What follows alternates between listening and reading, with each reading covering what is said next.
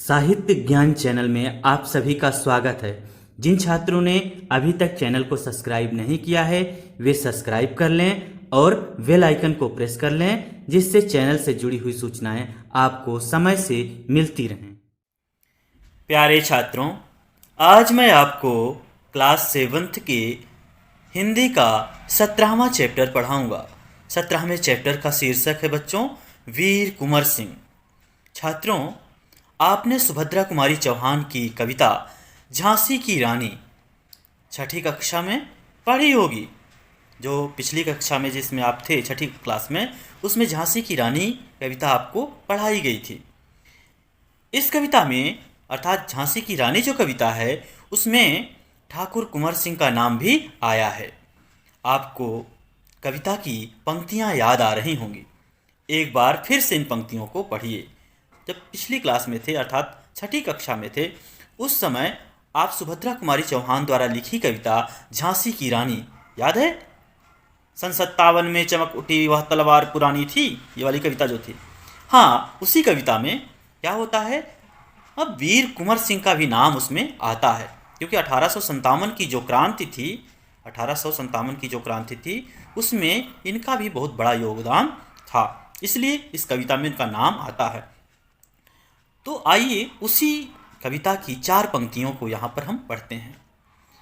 इस स्वतंत्रता महायज्ञ में कई वीरवर आए काम, नाना धुंधु पंत तातियाँ चतुर अजीमुल्ला सरनाम। अहमद शाह मौलवी ठाकुर कुंवर सिंह सैनिक अभिराम, भारत के इतिहास गगन में अमर रहेंगे जिनके नाम। तो छात्रों, ये वही कविता है जो झांसी की रानी के नाम पर लिखी गई थी सुभद्रा कुमारी चौहान की ओर से। तो इसमें कहते हैं कि इस महायज्ञ में, किस महायज्ञ में? जो 1857 की क्रांति होती है उस महायज्ञ में कह रहे हैं कि कई वीरवर आए काम। वीरवर आए काम का मतलब यहाँ ये है बच्चों कि उन्होंने अपनी शहादत दी। कई वीरों ने 1857 की क्रांति में अपनी शहादत दी थी, इसीलिए इसको महायज्ञ कहा जाता है। जिस प्रकार से यज्ञ में आहुति दी जाती है, उसी प्रकार से क्रांति में सैनिक क्या करते हैं, अपनी शहादत देते हैं, अपनी आहुति चढ़ाते हैं, अपना बलिदान देते हैं इस देश के लिए, इस मिट्टी के लिए। तो इस देश और मिट्टी के लिए बहुत से जो सैनिक थे 1857 के महायज्ञ में अपनी शहादत दी थी। उसमें देखिए कुछ कुछ सैनिकों के नाम यहाँ दिए जा रहे हैं। सभी सैनिकों के नाम तो नहीं दिए गए, जैसे नाना धुंधु पंत, तातिया मतलब तत्या टोपे, और चतुर अजीमुल्ला सरनाम। ये सरनाम मतलब प्रसिद्ध हैं, ये लोग प्रसिद्ध हैं जो कि अपनी शहादत दिए थे। इसके अतिरिक्त और कौन का नाम आता है? अहमद शाह मौलवी और ठाकुर कुंवर सिंह सैनिक अभिराम, इनके भी नाम प्रसिद्ध हैं। कहती हैं कवित्री कि भारत के इतिहास गगन में अमर रहेंगे जिनके नाम। अगर भारतीय इतिहास को आप पढ़ेंगे, 1857 की क्रांति को पढ़ेंगे, तो ये जितने भी सैनिक 1857 की क्रांति में मारे गए थे वो हमेशा याद किए जाएंगे। जब भी 1857 की क्रांति की बात होगी तो इन सैनिकों का नाम लिया जाएगा, बहुत ही सम्मान के साथ सैनिकों का नाम लिया जाएगा। उसमें जो आज हम लोग पढ़ रहे हैं, मुख्यतः हम पढ़ रहे हैं ठाकुर कुंवर सिंह को। तो ठाकुर कुंवर सिंह भी इस कविता में उनका नाम आता है, और 1857 की क्रांति में इनकी बहुत महत्वपूर्ण भूमिका थी। आरा और पटना बिहार की ओर जो इनका योगदान था वो भुलाया नहीं जा सकता, इसीलिए यहाँ पर उनका नाम लिया जा रहा है। आगे पढ़ते हैं, आइए। यहाँ स्वतंत्रता संग्राम के उसी वीर कुंवर सिंह के बारे में जानकारी दी जा रही है। सन 1857 के व्यापक सशस्त्र विद्रोह ने भारत में ब्रिटिश शासन की जड़ों को हिला दिया था। 1857 का जो प्रथम स्वतंत्रता संग्राम था बच्चों, उसने क्या किया था? अंग्रेजी सत्ता की जड़ों को हिला के रख दिया था। एक तरह से हम देखें तो जो उत्तर भारत है और मध्य भारत है, इसमें पूर्णतः व्यापक तरीके से विद्रोह होता है। भले ही अंग्रेजों ने उसको बाद में दबा दिया और लोगों ने सहयोग नहीं किया, तमाम रियासतें सहयोग नहीं की, उसके बावजूद जिस प्रकार से ये विद्रोह हुआ था अपने आप में अतुलनीय है। आइए आगे देखते हैं। भारत में ब्रिटिश शासन ने जिस दमन नीति को आरंभ किया उसके विरुद्ध विद्रोह शुरू हो गया था। भारत में जो अंग्रेज थे, अपनी जो दमन की नीति थी, अर्थात यहाँ के लोगों को दबा कर रखना, यहाँ उनका शोषण करना, तो ये जो उनकी नीति थी वो क्या हुई थी? प्रारंभ थी। और उसके खिलाफ अब धीरे धीरे करके विद्रोह अर्थात बगावत शुरू हो गई थी, उनका विरोध शुरू हो गया था। आगे देखिए, मार्च 1857 में बैरकपुर में अंग्रेजों के विरुद्ध बगावत करने पर मंगल पांडे को 8 अप्रैल 1857 को क्या किया गया, फांसी दे दी गई। तो छात्रों, सबसे पहले आपके मेरठ में ही जो बैरकपुर था वहाँ पर ही सबसे पहले मंगल पांडे ने क्या किया, बगावत किया था और उनको 8 अप्रैल 1857 को फांसी दे दी गई। 10 मई 1857 को मेरठ में भारतीय सैनिकों ने ब्रिटिश अधिकारियों के विरुद्ध आंदोलन किया और सीधे दिल्ली की ओर कूच कर गए। और इस प्रकार से हम देखते हैं कि 10 मई 1857 को मेरठ से ही इसका विद्रोह शुरू हो जाता है। जो भारतीय सैनिक हैं वो अपने अंग्रेज अधिकारियों की बात नहीं माने और उनके विरुद्ध आंदोलन शुरू करके दिल्ली की ओर चल देते हैं। दिल्ली की ओर क्यों जाते हैं? क्योंकि वहाँ बहादुर शाह जफर दिल्ली में थे, इसलिए वो दिल्ली की ओर भागते हैं। दिल्ली में तैनात सैनिकों के साथ मिलकर 11 मई को उन्होंने दिल्ली पर कब्जा कर लिया और वहाँ क्या करते हैं, दिल्ली को सैनिकों को मिला करके भी वो क्या करते हैं, दिल्ली पर कब्जा कर लेते हैं और अंतिम मुगल शासक बहादुर शाह जफर को भारत का शासक घोषित कर दिया। और इस प्रकार से हम देखते हैं कि वो सैनिक कहाँ जाते हैं, दिल्ली को भी कब्जा करने के बाद, दिल्ली में कब्जा करने के बाद जो वहाँ पर शासक हैं बहादुर शाह जफर, मुगल वंश के अंतिम शासक थे, उनको क्या करते हैं, भारत का शासक घोषित कर देते हैं। यह विद्रोह जंगल की आग की भांति दूर दूर तक फैल गया और ये विद्रोह जो था 1857 की क्रांति का, यह विद्रोह दूर दूर तक फैल जाता है। कई महीनों तक उत्तरी और मध्य भारत के विस्तृत भूभाग पर विद्रोहियों का कब्जा रहा। इस प्रकार से हम देखते हैं कि उत्तरी भारत और मध्य भारत के बीच में अगर हम देखें तो कई महीनों तक इन्हीं लोगों का, जो विद्रोह करने वाले लोग थे, जो आंदोलन करने वाले सैनिक थे, इन्हीं का कब्जा रहता है। इसके अतिरिक्त अगर हम देखें, दिल्ली के अतिरिक्त जहां अत्यधिक भीषण युद्ध हुआ वे केंद्र थे जैसे कि कानपुर, लखनऊ, बरेली, बुंदेलखंड और आरा। तो ये क्षेत्र भी उस समय प्रमुख केंद्र बने हुए थे। इसके साथ ही साथ देश के अन्य कई भागों में भी स्थानीय विद्रोह हुए और देखा जाए तो देश के अन्य कई भागों में भी स्थानीय विद्रोह हो रहे थे। विद्रोह के मुख्य नेताओं में नाना साहेब, तात्या टोपे, वक्त खान, अजीमुल्ला खान, रानी लक्ष्मीबाई, बेगम हजरत महल, कुंवर सिंह, मौलवी अहमदुल्ला, बहादुर खान और राव तुला राम थे। तो इस प्रकार से हम देखें तो इन लोग, जो ये सैनिकों के नाम यहाँ पर गिनाए गए हैं, ये लोग उस समय 1857 की क्रांति में अपना अमूल्य योगदान दे रहे थे। 1857 का आंदोलन स्वतंत्रता प्राप्ति की दिशा में एक दृढ़ कदम था। अगर हम देखें तो 1857 का जो स्वतंत्रता संग्राम है, प्रथम स्वतंत्रता संग्राम, ये स्वतंत्रता प्राप्ति की ओर बढ़ा एक ऐसा मजबूत कदम था जो आगे आने वाले, भविष्य में आने वाले आंदोलनों को निर्मित करने में महत्वपूर्ण भूमिका निभाने वाला था, क्योंकि इसी से सीख प्राप्त करके लोग आगे आने वाले समय में लड़ने का मन बना सकते थे। इसलिए हम कह सकते हैं कि ये बहुत ही मजबूत कदम था, इस तरफ स्वतंत्रता की तरफ बढ़ने वाला बहुत मजबूत कदम था। आगे चलकर जिस राष्ट्रीय एकता और आंदोलन की नींव पड़ी, उसकी आधार भूमि को निर्मित करने का काम 1857 के आंदोलन ने किया। कहा जाता है कि जो राष्ट्रीय एकता और आंदोलन की नींव हमारे देश में पड़ी थी, जो इतने वर्षों से हमारे ऊपर अंग्रेजों ने शासन कर रखा था, 1757 जो प्लासी का युद्ध है वहाँ से जीतने के बाद हम देखें तो लगभग 100 वर्ष के बाद 1857 में इस प्रकार की क्रांति हम करने में सफल होते हैं। और ये जो सफलता मिलती है भारतीय सैनिकों को, कहीं ना कहीं हमारी राष्ट्रीय एकता को और आंदोलन की जो नीति होती है, इसको मजबूत आधार देने का काम 1857 की क्रांति ने किया था। बच्चों, भारत में सांप्रदायिक सद्भाव को बढ़ाने की दिशा में भी इस आंदोलन का विशेष महत्व है। अगर भारतीय आंदोलन में हम देखें, भारतीय जो पूरा आज़ादी आंदोलन लड़ा गया, उसमें अगर हम 1857 की क्रांति की बात करें तो बहुत ही सांप्रदायिक सौहार्द हमको देखने के लिए मिलता है। यहाँ हिंदू मुसलमान एक होकर के पूरा आंदोलन चलाते हैं, संचालित करते हैं। तो ये बहुत बड़ी मिसाल थी उस समय कि हिंदू मुसलमान सारे लोग, सभी मजहब के लोग एक साथ मिल करके अंग्रेज़ों के खिलाफ लड़ रहे थे। ये है हमारी एकता। 1857 की क्रांति ने इस प्रकार का एक रास्ता दिखाया था कि अगर अंग्रेजों से लड़ना है तो हिंदू मुसलमान को एक होकर के लड़ना होगा, तभी हम इनको अपने देश से बाहर भगा पाएंगे। आगे देखिए, 1857 के आंदोलन में वीर कुंवर सिंह का नाम कई दृष्टियों से उल्लेखनीय है। अगर हम 1857 की क्रांति की बात करते हैं तो उसमें ठाकुर कुंवर सिंह, जो वीर कुंवर सिंह थे, उनका नाम कई दृष्टिकोण से बहुत महत्वपूर्ण माना जाता है। क्यों, क्या कारण था ऐसा कि वो बहुत महत्वपूर्ण है? कुंवर सिंह जैसे वयोवृद्ध व्यक्ति ने ब्रिटिश शासन के खिलाफ बहादुरी के साथ युद्ध किया। छात्रों, आपको बता दें कि जिस समय वो युद्ध कर रहे हैं लगभग 80 वर्ष की उम्र के थे। उनकी उम्र कितनी थी? लगभग 80 वर्ष। एकदम वयोवृद्ध व्यक्ति हैं। जिस समय की युवा लोग भी अंग्रेजों के खिलाफ विद्रोह करने की हिम्मत नहीं करते थे, उनके खिलाफ बोलने की हिम्मत नहीं करते थे, ऐसे समय में एक वयोवृद्ध व्यक्ति अंग्रेजों के खिलाफ युद्ध कर रहा है, संघर्ष कर रहा है, ये बहुत बड़ी बात थी। आगे देखिए, वीर कुंवर सिंह के बचपन के बारे में बहुत अधिक जानकारी नहीं मिलती।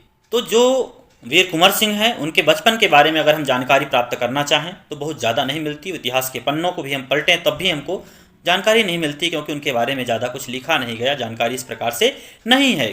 ठीक, आगे देखिए क्या होता है कि जो कुंवर सिंह का जन्म है वो कहाँ हुआ था? बिहार में शाहाबाद में, जिले के जगदीशपुर में सन 1782 में हुआ था। तो 1782 ईस्वी में इनका जन्म हुआ था जगदीशपुर शाहाबाद में।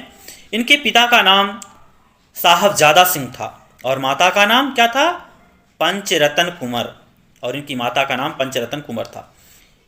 उनके पिता साहबजादा सिंह जगदीशपुर रियासत के जमींदार थे। तो इनके पिताजी जो थे जगदीशपुर रियासत के जमींदार थे, परंतु उनको अपनी जमींदारी हासिल करने में बहुत संघर्ष करना पड़ा। और उन्हें क्या है कि अपनी जमींदारी हासिल करने में ही बहुत संघर्ष करना पड़ता है। पारिवारिक उलझनों के कारण कुंवर सिंह के पिता बचपन में उनकी ठीक से देखभाल नहीं कर सके। और होता क्या है कि पारिवारिक उलझनों के कारण अगर हम देखें, एक तरफ जमींदारी का झगड़ा चल रहा है, जमींदारी प्राप्त करने को लेकर पारिवारिक कलह, दूसरी तरफ परिवार में कलह होने के कारण जो बच्चे की देखभाल होनी चाहिए वो सही से देखभाल भी ठाकुर कुंवर सिंह की नहीं हो पाती है। जगदीशपुर लौटने के बाद ही वे कुंवर सिंह की पढ़ाई लिखाई की ठीक से व्यवस्था कर पाए। जब उनके पिता जगदीशपुर लौट आए तब हम देखते हैं उसके बाद की स्थितियों में थोड़ा सा जब शांति होती है घर परिवार में और उनका जो रियासत है वो भी अस्थाई हो जाती है, उसके बाद ही पढ़ाई लिखाई की व्यवस्था थोड़ी सी सही हो पाती है। आगे देखिए क्या होता है उनके साथ। कुंवर सिंह के पिता वीर होने के साथ साथ स्वाभिमानी एवं उदार स्वभाव के व्यक्ति थे। बच्चों, कुंवर सिंह के जो पिता भी थे साहबजादा जो थे वो भी बहुत ही स्वाभिमानी व्यक्ति थे। इसीलिए उस प्रकार का व्यक्तित्व तो हम देखते हैं कुंवर सिंह के अंदर भी आता है। उनके व्यक्तित्व का प्रभाव कुंवर सिंह पर भी पड़ा। कुंवर सिंह की शिक्षा दीक्षा की व्यवस्था उनके पिता ने घर पर ही की। उनके पिताजी क्या करते हैं, घर पर ही अपने बेटे को पढ़ने की व्यवस्था करते हैं। वहीं उन्होंने हिंदी, संस्कृत और फारसी सीखी। इस प्रकार से बच्चों वो हिंदी, संस्कृत, फारसी अपने घर पर ही सीखते हैं, परंतु पढ़ने लिखने से अधिक उनका मन घुड़सवारी, तलवारबाजी और कुश्ती लड़ने में लगता था। लेकिन बच्चों, पढ़ाई से ज़्यादा अगर हम देखें तो उनका मन किस चीज़ में लगता था? घुड़सवारी करना, तलवारबाजी करना, कुश्ती खेलना, इन चीज़ों में उनका मन ज़्यादा लगता था। आगे देखिए, बाबू कुंवर सिंह ने अपने पिता की मृत्यु के बाद सन 1827 में अपने रियासत की जिम्मेदारी संभाली। तो जब पिताजी की मृत्यु हो जाती है 1827 में, वो रियासत की जिम्मेदारी अपने हाथ में लेते हैं। उन दिनों ब्रिटिश हुकूमत का अत्याचार चरम पर था और अगर हम देखें तो उस समय जो अंग्रेजी शासन है उसका अत्याचार लगातार बढ़ता चला जा रहा था। चरम पर था मतलब अत्यधिक था, जिससे लोगों में ब्रिटिश हुकूमत के खिलाफ भयंकर असंतोष उत्पन्न हो रहा था। जिस कारण से बच्चों ब्रिटिश सरकार के खिलाफ, अंग्रेजों के खिलाफ लोगों के मन में बहुत ही असंतोष उत्पन्न हो रहा था। मतलब उनके जो कायदे कानून थे वो लोगों को अच्छे नहीं लग रहे थे, क्योंकि लोगों की जो आय होती थी उसको हड़प लेते थे, लोगों से ज़बरदस्ती वो कार्य करवाते थे, जितना उनको कार्य का दाम मिलना चाहिए वो नहीं मिलता था। तो हर प्रकार से हमारे ऊपर जुर्म अत्याचार अंग्रेज कर रहे थे, जिसके कारण लोगों के मन में भी उन सब के खिलाफ विद्रोह था। आगे देखिए, कृषि उद्योग और व्यापार का तो बहुत ही बुरा हाल था। रजवाड़ों के राज दरबार भी समाप्त हो गए थे। तो कृषि के क्षेत्र में अगर हम बात करें, उद्योग की बात करें, व्यापार की बात करें, ये सारी चीज़ें ठप पड़ी हुई थी और जो रजवाड़े थे उनके भी दरबार धीरे धीरे समाप्त हो रहे थे, क्योंकि अंग्रेज क्या करते थे, जो राजे रजवाड़े थे उन पर अपना शासन, अपना आधिपत्य जमा करके रजवाड़ों को ख़त्म कर रहे थे एक तरफ से। तो भारतीयों को अपने ही देश में महत्वपूर्ण और ऊंची नौकरियों से वंचित कर दिया गया था। तो जो राजे रजवाड़े थे उनकी भी रियासतें छीन करके जो उनके ऊंचे पद थे उससे वंचित कर दिया गया था, जिससे ब्रिटिश सत्ता के विरुद्ध देशव्यापी संघर्ष की स्थिति बन गई थी, जिससे कि अंग्रेजों के खिलाफ अगर हम देखें तो देशव्यापी संघर्ष की स्थिति बन रही थी, क्योंकि सभी लोग परेशान थे उनसे। ऐसी स्थिति में कुंवर सिंह ने ब्रिटिश हुकूमत से लोहा लेने का संकल्प लिया। ऐसे समय में जब इस प्रकार से जनता त्राही त्राही कर रही थी, लोग परेशान थे, ऐसे समय में वीर कुंवर सिंह क्या करते हैं, अंग्रेजों के खिलाफ संघर्ष करने का संकल्प लेते हैं कि हम उनसे लड़ेंगे, हम उनको अपने देश से बाहर करेंगे, इस प्रकार का वो संकल्प लेते हैं। जगदीशपुर के जंगलों में बसुरिया बाबा नाम के एक प्रसिद्ध संत रहते थे। तो जहाँ पर जगदीशपुर में जहाँ इनकी रियासत थी ठाकुर कुंवर सिंह की, वहाँ एक क्या थे, बसुरिया बाबा थे। वो बहुत ही प्रसिद्ध संत थे। उन्होंने ही कुंवर सिंह में देशभक्ति और स्वाधीनता की भावना उत्पन्न की। तो वो जो संत थे, जो बाबा थे, वो ही क्या करते हैं, कुंवर सिंह के अंदर देशभक्ति और स्वाधीनता अर्थात स्वतंत्रता की भावना को उत्पन्न करते हैं कि अपने देश को आज़ाद कराओ, ये देश हमारा है, अंग्रेजों का नहीं है जो हमारे ऊपर शासन कर रहे हैं। उन्होंने बनारस, मथुरा, कानपुर, लखनऊ आदि स्थानों पर जाकर विद्रोह की सक्रिय योजना बनाई। इस प्रकार से ठाकुर कुंवर सिंह क्या करते हैं, कहाँ कहाँ जाते हैं, बनारस जाते हैं, मथुरा जाते हैं, कानपुर जाते हैं, लखनऊ जाते हैं। इन स्थानों पर जाकर के वो विद्रोह के अर्थात आंदोलन की, बगावत की, अंग्रेजों के खिलाफ कि अंग्रेजों को बाहर भगाना है, इसकी एक पूरी योजना तैयार करते हैं। वे 1845 से 1846 तक काफ़ी सक्रिय रहे और गुप्त ढंग से ही ब्रिटिश हुकूमत के खिलाफ बगावत की योजना बनाते रहे। अगर हम एक वर्ष का समय देखें, 1845 से लेकर 46 तक का समय, तो इन तमाम स्थानों पर जाकर बनारस, मथुरा, काशी, लखनऊ, इन स्थानों पर जाकर के वो क्या करते हैं, अंग्रेजों के खिलाफ बगावत के लिए, विद्रोह के लिए योजनाएं बनाते रहते हैं। उन्होंने बिहार के प्रसिद्ध सोनपुर मेले को अपनी गुप्त बैठकों की योजना के लिए चुना। वो क्या करते हैं, जहाँ पर सोनपुर का में सबसे बड़ा मेला जो पशुओं का लगता है, उस स्थान पर अपनी बैठकों के लिए योजना बनाते हैं। सोनपुर के मेले को एशिया का सबसे बड़ा पशु मेला माना जाता है। यह मेला कार्तिक पूर्णिमा के अवसर पर लगता है। यह हाथियों के क्रय विक्रय के लिए भी विख्यात है। इसी ऐतिहासिक मेले में उन दिनों स्वाधीनता के लिए लोग सक्रिय होकर क्रांति के बारे में योजना बनाते थे। तो छात्रों, इस प्रकार से जो उस समय मेले भी लगते थे उसका भी उपयोग ठाकुर कुंवर सिंह करते हैं। सोनपुर में एशिया का सबसे बड़ा पशु मेला लगता है, उस स्थान पर इस प्रकार से स्वाधीनता के लिए लोगों को एकत्रित करके क्रांति की एक पूरी रूपरेखा बनाई जाती है, किस प्रकार से देश को आज़ाद कराना है, किस प्रकार से अंग्रेजों के खिलाफ संघर्ष करना है। तो ये बहुत बड़ी बात है कि एक इतनी अधिक उम्र का व्यक्ति, लगभग 80 वर्ष के हो चुके हैं और इस प्रकार से अंग्रेजों के खिलाफ सक्रिय होकर अपना योगदान दे रहे हैं। आइए अगला पैराग्राफ देखते हैं। 25 जुलाई 1857 को दानापुर की सैनिक टुकड़ी ने विद्रोह कर दिया। अब 25 जुलाई 1857 में दानापुर की एक जो सैनिक टुकड़ी थी वो क्या करती है, विद्रोह कर देती है। किसके खिलाफ, अंग्रेजों के खिलाफ। और सैनिक सोन नदी पार कर आरा की ओर चल पड़े। इस प्रकार से वहाँ के सैनिकों ने विद्रोह करके किधर चल देते हैं, वो कुंवर सिंह से मिलने के लिए आरा की ओर बढ़ते हैं। कुंवर सिंह से उनका संपर्क पहले से ही था। इस प्रकार से बच्चों, वो पहले से भी कुंवर सिंह के संपर्क में थे। इस मुक्त वाहिनी के सभी बागी सैनिकों ने कुंवर सिंह का जयघोष करते हुए आरा पहुंचकर जेल की सलाखें तोड़ दी। तो इस प्रकार से छात्रों, ये जो मुक्त वाहिनी थी, जिन सैनिकों ने क्या किया था, विद्रोह किया था, वे कहाँ पहुँचते हैं, वो पहुँच जाते हैं जो आरा की जेल है, वहाँ की सलाखें तोड़ करके कैदियों को भी वो आज़ाद कर लेते हैं। 27 जुलाई 1857 को वीर कुंवर सिंह ने आरा पर विजय प्राप्त की। इस प्रकार से छात्रों, हम देखते हैं कि कुंवर सिंह के नेतृत्व में आरा जो जिला था उस पर विजय प्राप्त करते हैं। कौन, वीर कुंवर सिंह। सिपाहियों ने उन्हें फौजी सलामी दी। यद्यपि कुंवर सिंह बूढ़े हो चले थे, परंतु वह बूढ़ा सूरवीर इस अवस्था में भी युद्ध के लिए तत्पर हो गया और आरा क्रांति का महत्वपूर्ण केंद्र बन गया। लेकिन छात्रों, हम देखते हैं कि कुंवर सिंह इतनी अवस्था होने के बावजूद अभी भी हार नहीं मान रहे हैं, लगातार संघर्ष कर रहे हैं। इस प्रकार से 1857 की क्रांति का मुख्य केंद्र आरा बन जाता है। आगे देखिए फिर क्या होता है। दानापुर और आरा की इस लड़ाई की ज्वाला बिहार में सर्वत्र व्याप्त हो गई थी, लेकिन देसी सैनिकों में अनुशासन की कमी, स्थानीय जमींदारों का अंग्रेजों के साथ सहयोग करना एवं आधुनिकतम शस्त्रों की कमी के कारण जगदीशपुर का पतन रोका ना जा सका।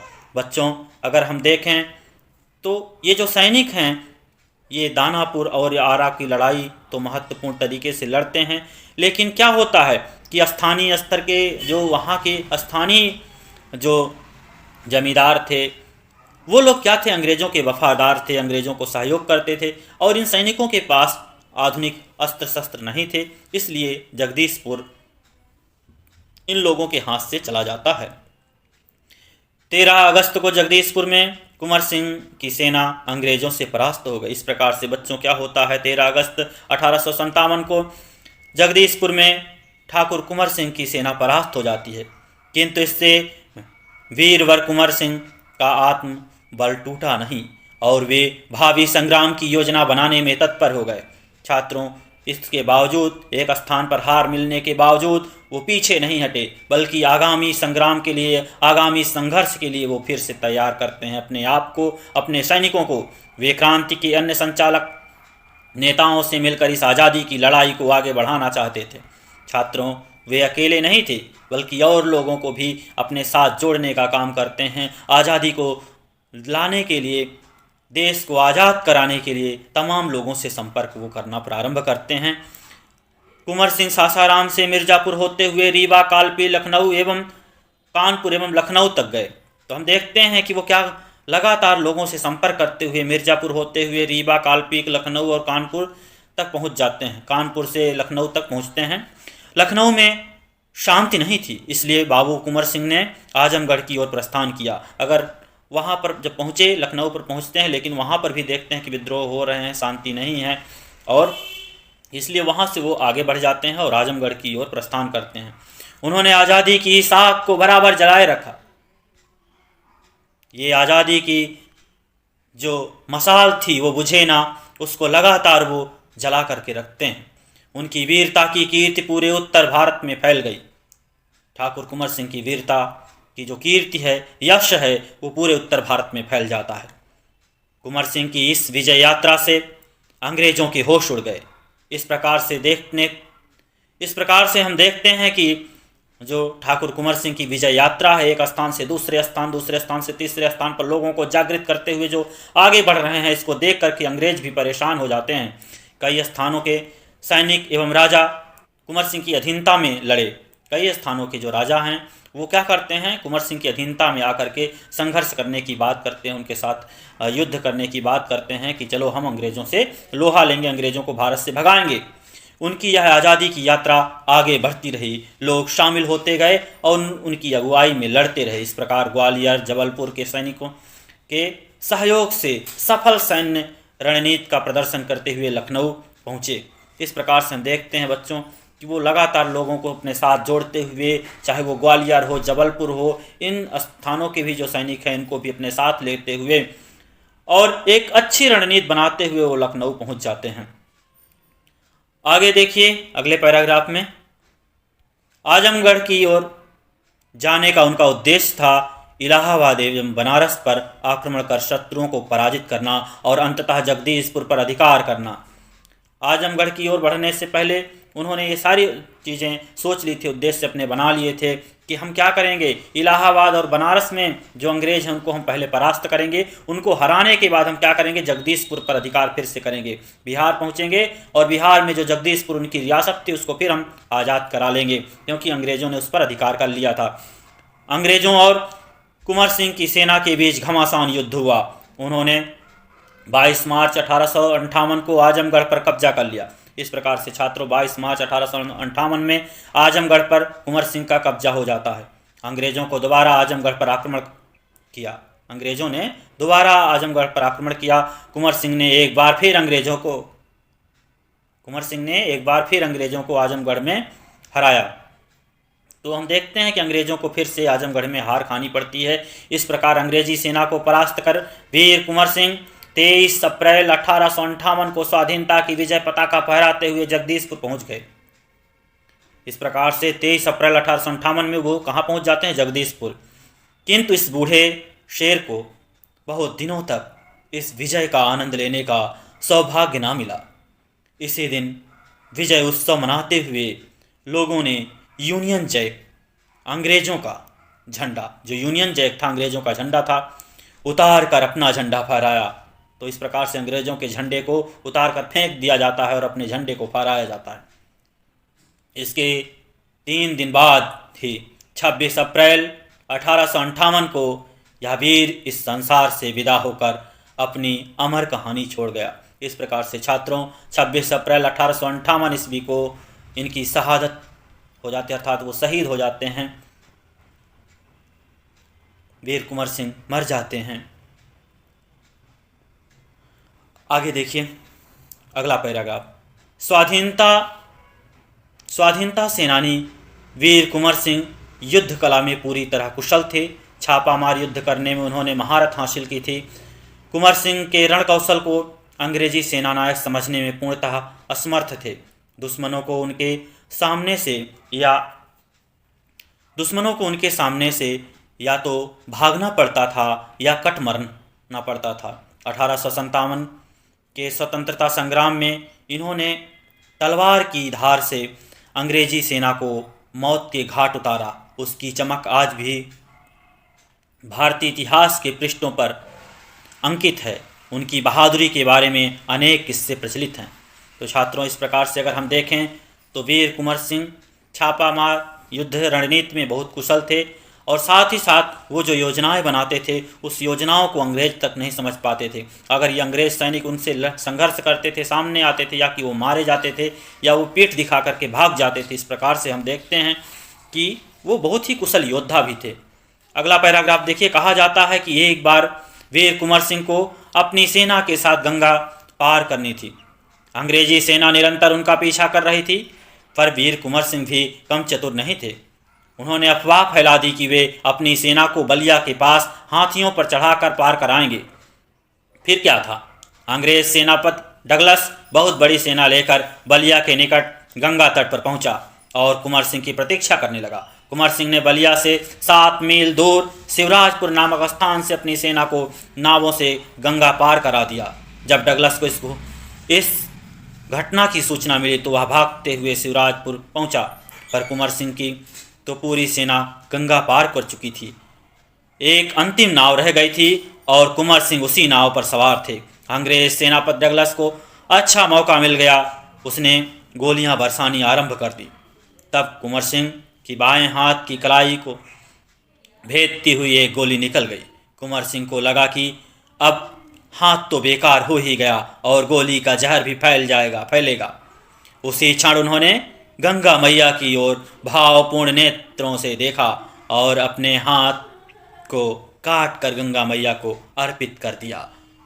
कुंवर सिंह ने अपने ओजस्वी स्वर में कहा, हे गंगा मैया, अपने प्यारे का यह अकिंचन भेंट स्वीकार करो। छात्रों, इस प्रकार से हम देखते हैं कि वो कुशल रणनीतिकार भी थे। अंग्रेजों को भ्रमित करना, उनको गंगा पार करना था, लेकिन वो क्या करते हैं, उनको भ्रमित करके दूसरे स्थान पर बलिया नामक स्थान पर भेज देते हैं, जबकि वो वहाँ से लगभग 7 मील दूर कहाँ से पार करते हैं? शिवराजपुर से गंगा को पार करते हैं। और जब पार करते रहते हैं, ये बहुत ही प्रसिद्ध कहानी है, इतिहास के पन्नों में भी ये दर्ज है, ये किंवदंती नहीं है बच्चों, कि वो जब गंगा पार कर रहे थे तो जब अंग्रेज आकर उन पर गोलियां चलाते हैं, एक गोली उनके हाथ की कलाई को छू करके निकल जाती है, अर्थात भेद करके निकल जाती है, गोली लग जाती है। तो वो क्या करते हैं, अपने हाथ को ही काट करके गंगा में अर्पित कर देते हैं, गंगा को चढ़ा देते हैं। तो इस प्रकार के बहादुर सैनिक थे वीर कुंवर सिंह। अगला पैराग्राफ आइए पढ़ते हैं। वीर कुंवर सिंह ने ब्रिटिश हुकूमत के साथ लोहा तो लिया ही, उन्होंने अनेक सामाजिक कार्य भी किए।